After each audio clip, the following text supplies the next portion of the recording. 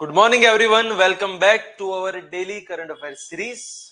चलिए सबसे पहले शुरुआत करते हैं वो कौन से टॉपिक्स है जो आज हमें देखने हैं, जो आपके सिविल सर्विसेज एग्जामिनेशन के लिए बहुत इंपॉर्टेंट है। एज वी ऑल नो कि गवर्नमेंट एग्जाम्स के अंदर without current affairs it is like a suicidal attempt for every candidate. So current affairs को इंश्योर करने के लिए the best institute for civil services that is PD Gurukul, यहाँ पे हमने शुरुआत की है डेली करंट अफेयर्स के वीडियोस की। तो सबसे पहले देखते हैं कि आज वो कौन से करंट अफेयर्स के टॉपिक्स है जिसके ऊपर हमें थोड़ा सा वहां पे ध्यान रखना है। So this are the topics जो आज हमें यहाँ पे देखने हैं। चले वन बाय वन करते हैं शुरुआत। सबसे पहले हमें कुछ बातें करनी है सिप्री ईयर बुक 2025 के ऊपर। देन आफ्टर अभी रिसेंटली वहां पे जो बोन क्लाइमेट चेंज कॉन्फ्रेंस हुई है विच इज अंडर UNFCCC, तो उसके रिगार्डिंग कुछ वहां पे करनी है बातें।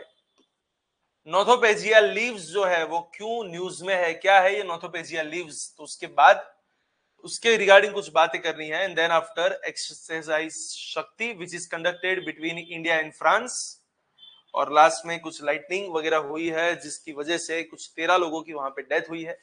तो लाइटनिंग के ऊपर कुछ वहां पे करेंगे बातें। चलिए वन बाय वन शुरुआत करते हैं आज के डेली करंट अफेयर्स के वीडियो की। The first topic for today's current news that is about SIPRI year book. चलिए वहीं से करते हैं शुरुआत। अब देखिए सबसे पहले सिप्री एग्जैक्टली है क्या।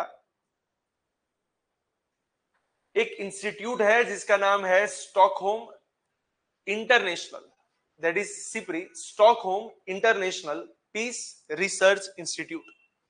Stockholm international peace research institute which is known as SIPRI, जो एक ईयर बुक वहां पे डिक्लेयर करती है जहां पे किसके रिगार्डिंग होती है बातें। तो it is about military expenditures, military के जितने भी वेपन्स वगैरह है, that is we can say armaments वगैरह हो गया। अगर किसी ने डिस आर्म वहां पे शुरू किया है तो डिस आर्म की रिगार्डिंग वहां पे कुछ बातें हैं। कितने कंट्री के पास कौन से वेपन्स हैं, कौन कौन ऐसा है जो न्यूक्लियर वेपन्स को लेके बैठा हुआ है, अगर न्यूक्लियर वेपन्स है तो कितने हैं, किस तरीके का वर्ल्ड के अंदर वहां पे ट्रेड चल रहा है। That is all kind of military things are mention in this year book. And recently अगर हम बात करें तो वहां पे डिक्लेयर हुई है सिप्री ईयर बुक 2025। और क्या रिवील हुआ है इस ईयर बुक के अंदर, तो देखिए सिप्री ईयर बुक 2025 ने कुछ ऐसा रिवील किया है कि इंडिया के पास आज पाकिस्तान के से ज्यादा भी वहां पे कुछ न्यूक्लियर वॉरहेड्स अवेलेबल है। लेकिन डेफिनेटली अगर हम चाइना के कंपैरिजन में बात करें तो we have very fewer warheads as compare to China in the terms of nuclear energy. And that's why the report warns of an emerging global nuclear arm race amid weakened arm control regimes। दुनिया के अंदर आज ये nuclear arms की बनाने की जो race वहां पे शुरू हुई है, उस रेस के खिलाफ वहां पे कुछ कंसर्न यहाँ पे डिक्लेयर किए गए हैं कि मतलब ये जो कुछ भी हो रहा है वो थोड़ा सा अनकंट्रोल्ड वे में आगे बढ़ता जा रहा है। एंड देखा जाए तो आर्म कंट्रोल के जितने भी रिजीम्स हैं ये कहीं ना कहीं उनका फेलियर वहां पे शोकेस कर रहा है। तो चलिए जानते हैं कि इस बार की ईयर बुक ने एग्जैक्टली वहां पे क्या बोला है। देखिए अगर हम इस ईयर बुक के हिसाब से अगर हम बात करें तो टोटल वॉरहेड्स इंडिया के पास टोटल कितने न्यूक्लियर वॉरहेड्स है, तो as of January 2025 India has 180 stored nuclear warheads. India के पास अबाउट 180 स्टोर्ड न्यूक्लियर वॉरहेड्स है। एंड इंडिया ने देखा जाए तो अभी वहां पे कंटिन्यूअसली नई नई न्यूक्लियर डिलीवरी सिस्टम को वहां पे डेवलप करना वहां पे चालू किया है, including canisterised missiles capable of carrying multiple warheads. Plus triad development यहां पे देखा गया है। ट्राइड डेवलपमेंट का मतलब क्या है, that is land based missiles, aircraft as well as sea based submarines, इन सबको वहां पे स्ट्रक्चर करना।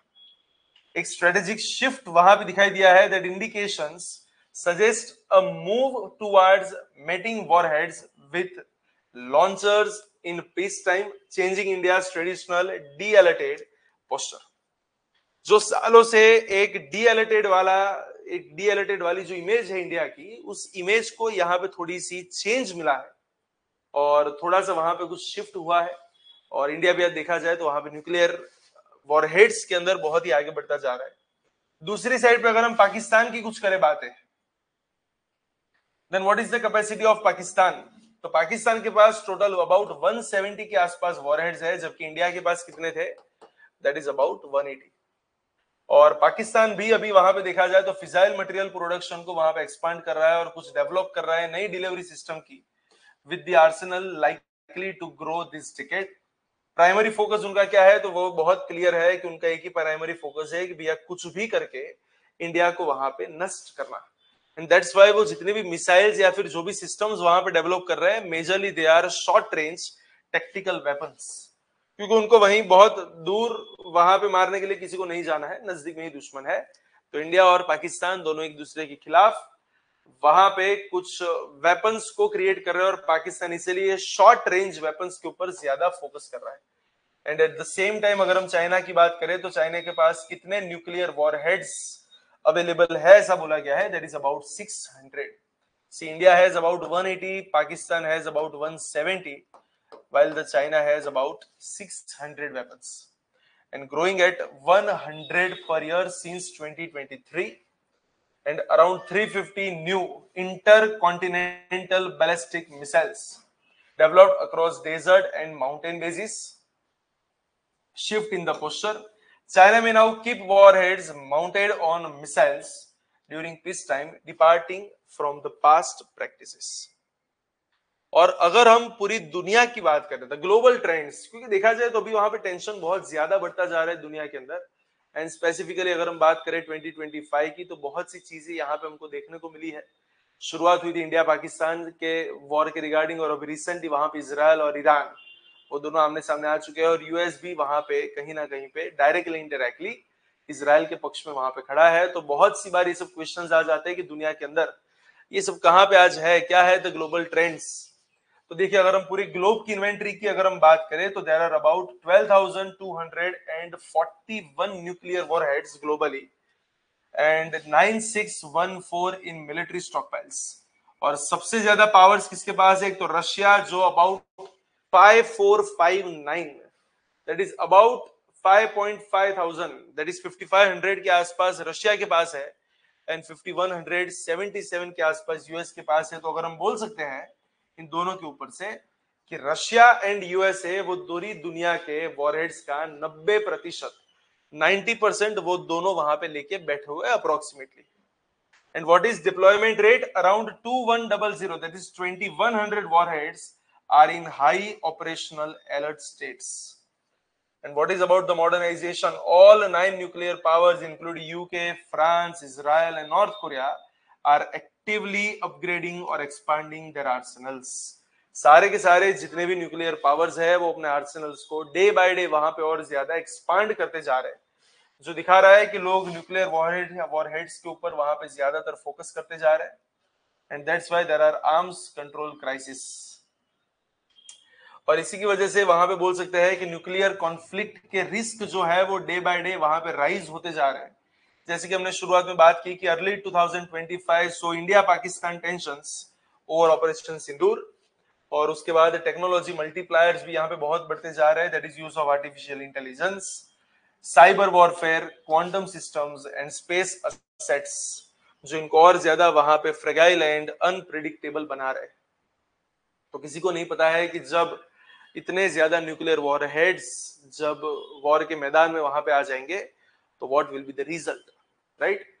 So that is all about SIPRI yearbook 2025, जो पूरी दुनिया के आर्म्स एंड एम्यूनेशंस के रिगार्डिंग कुछ बातें करते हैं।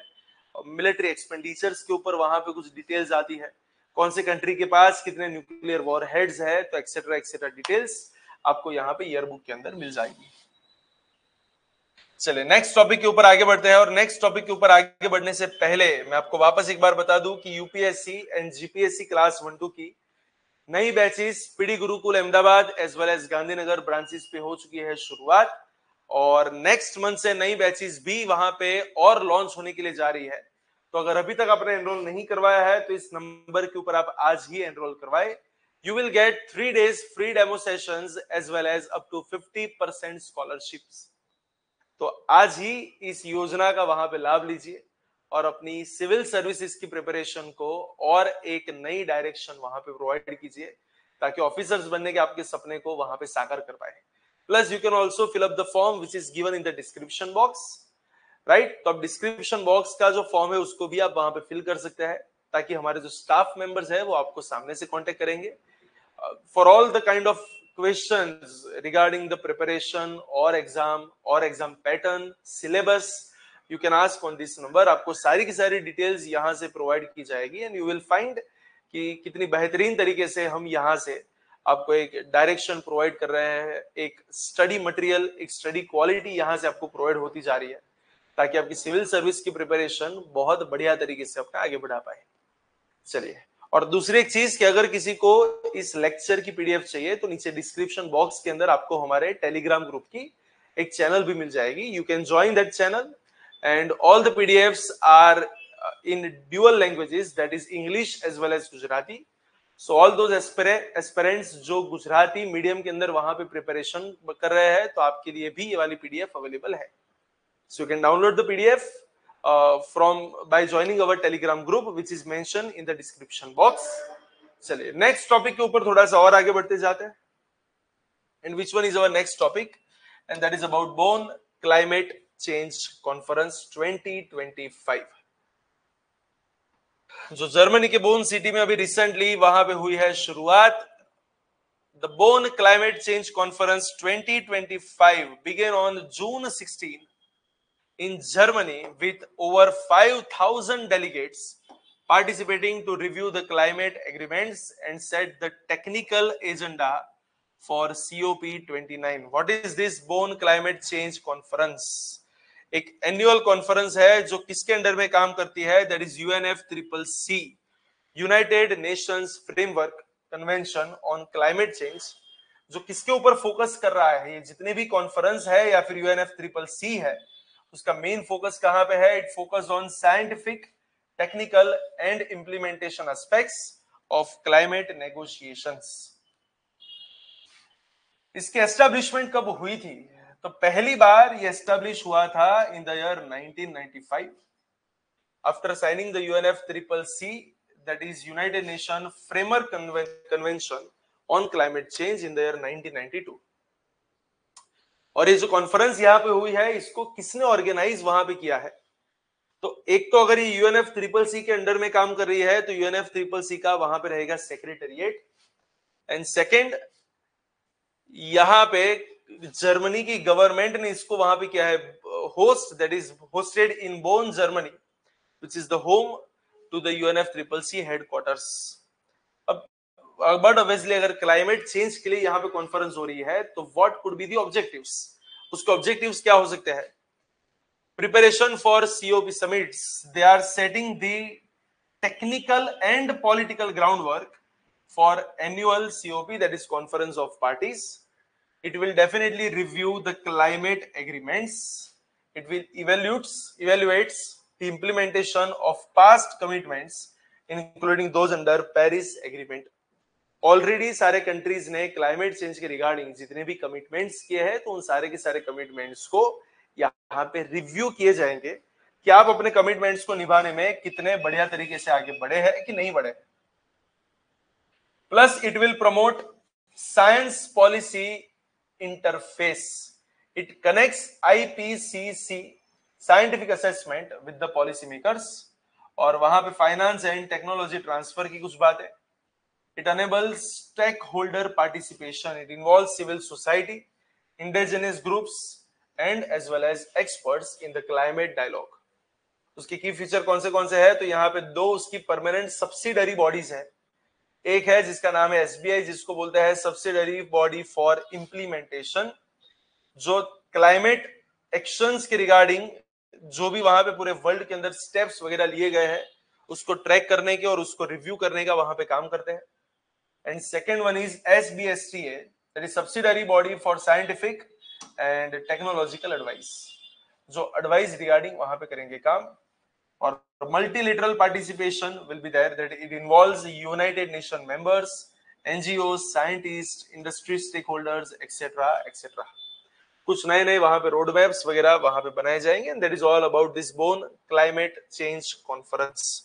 तो एग्जाम पॉइंट ऑफ व्यू से आपको क्या ध्यान में रखना है कि भैया बोन क्लाइमेट चेंज कॉन्फ्रेंस 2025 कहां पे हुई है? That is in Germany.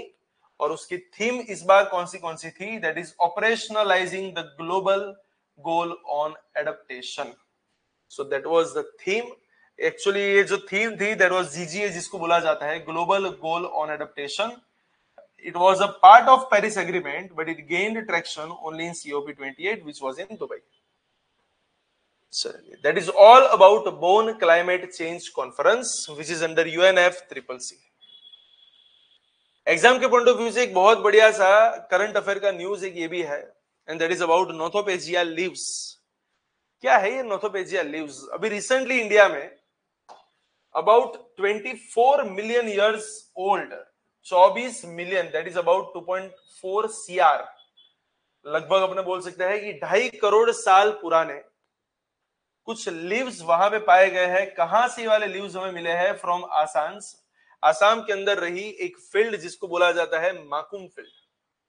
So the scientist from Birbal Sahni institute of palaeo sciences, उन्होंने 24 मिलियन ईयर्स पुराने नोथोपेजिया के लीव्स फाइंड किए हैं। कहां से?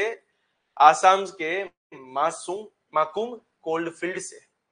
So we can say that this is the oldest known fossils record of the genus, revealing ancient climate patterns as well as biodiversity shift.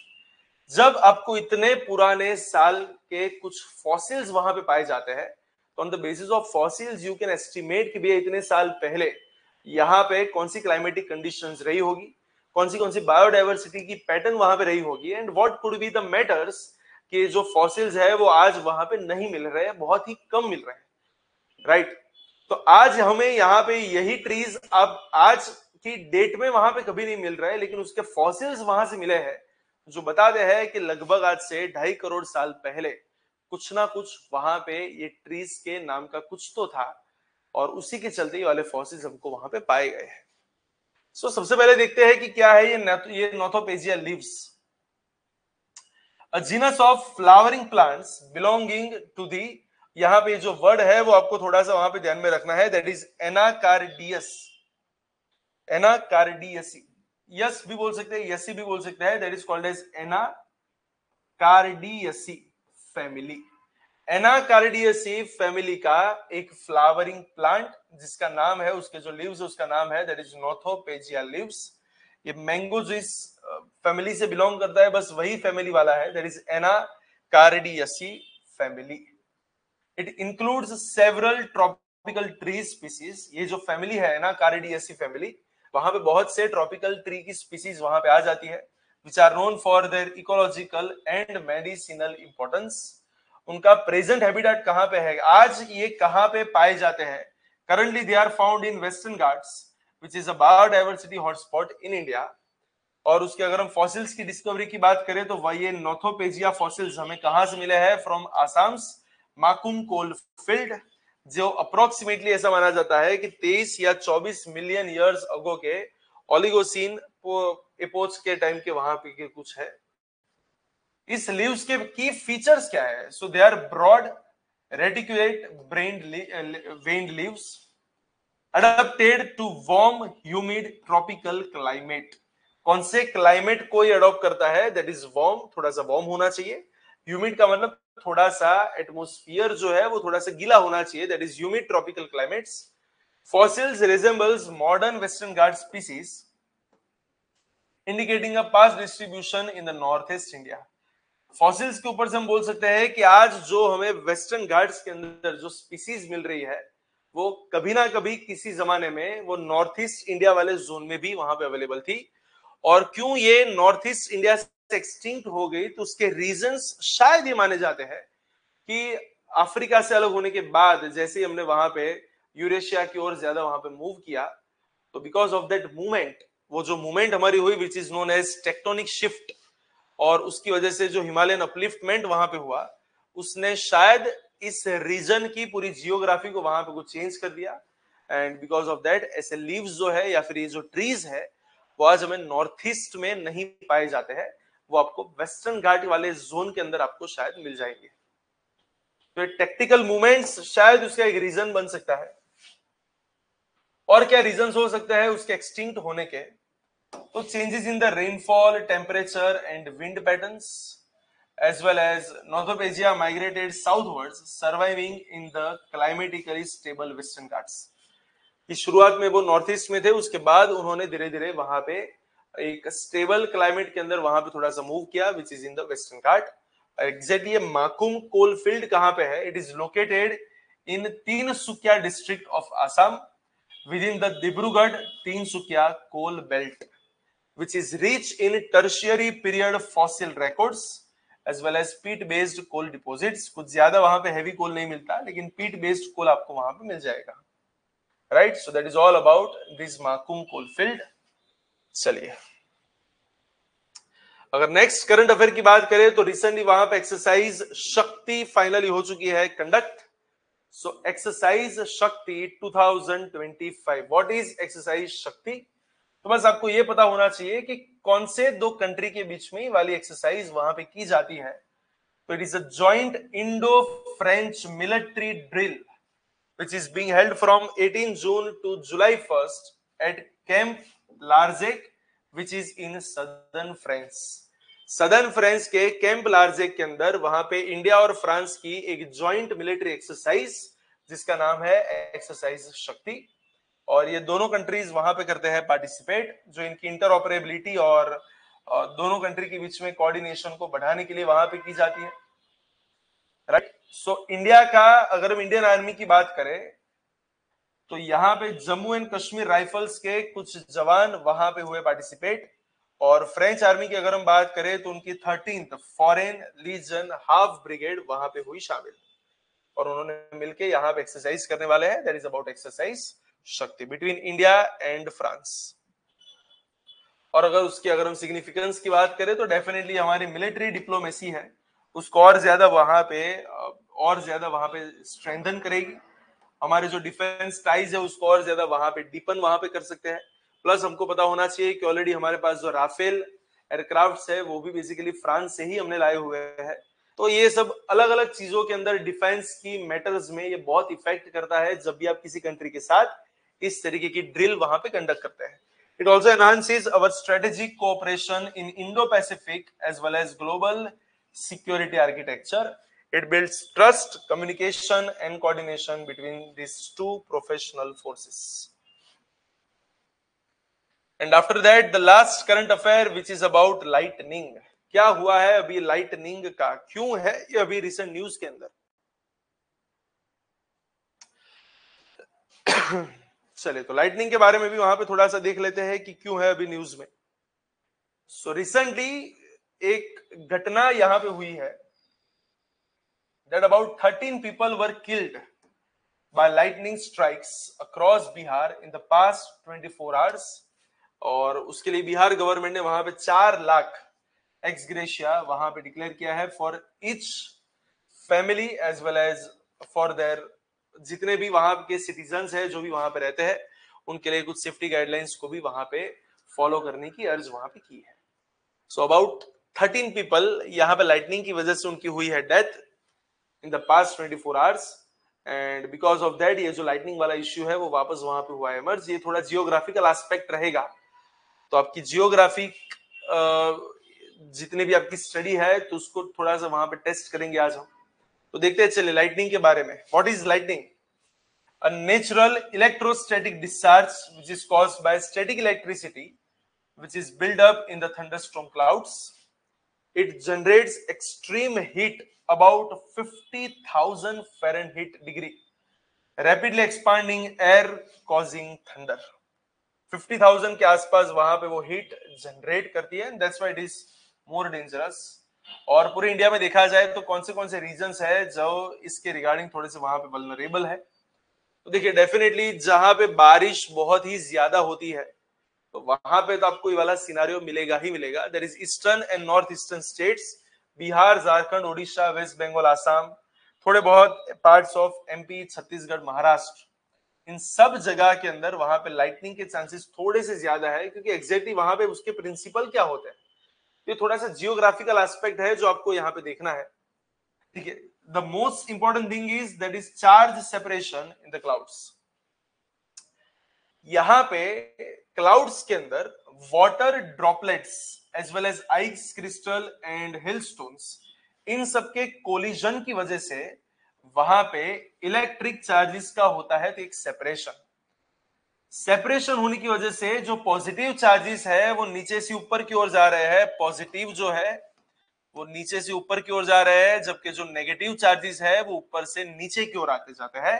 And because of this clash वहां पे कुछ heat and energy हो रही है generate. फिर से एक बार, inside the thunderstorm clouds, that is thunder clouds, there is a collision between water droplets, ice crystals and hailstones, जिसकी वजह से वहां पे इलेक्ट्रिक चार्ज के अंदर होता है एक सेपरेशन।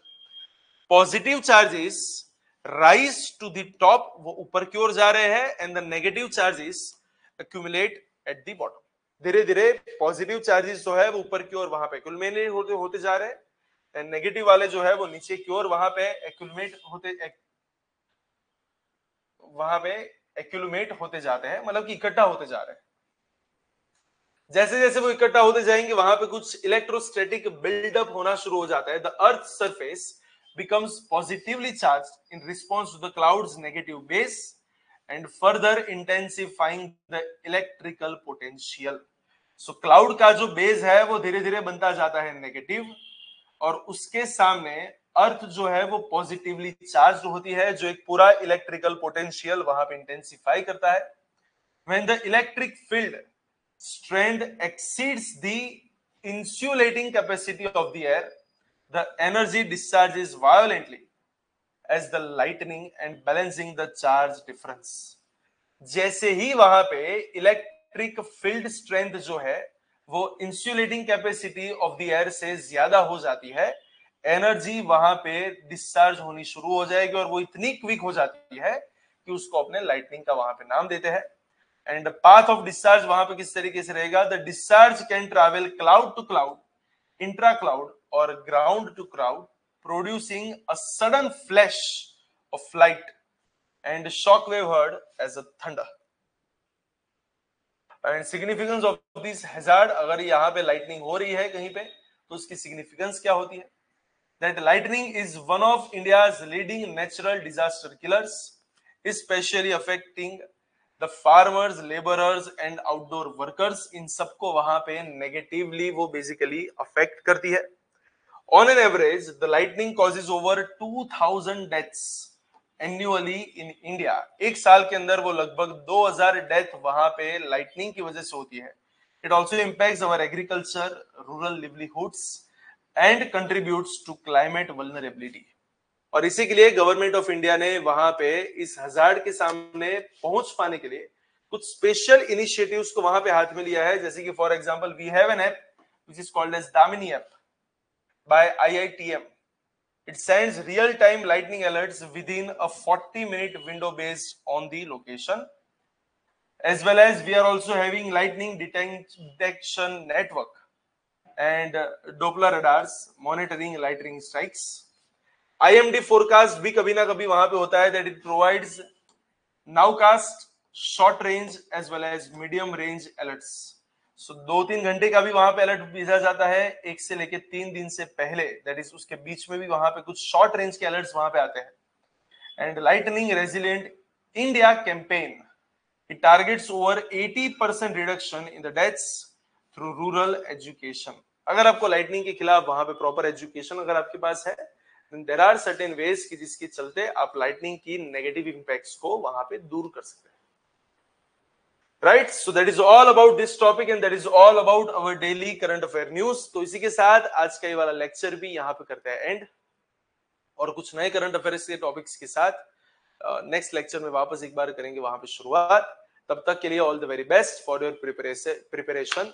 एंड जाते जाते वापस एक बार आपको बता दूं that PD Gurukul Ahmedabad as well as Gandhinagar दोनों ब्रांच के ऊपर यूपीएससी एंड जीपीएससी क्लास 1-2 की नई बैचेस की हो चुकी है शुरुआत।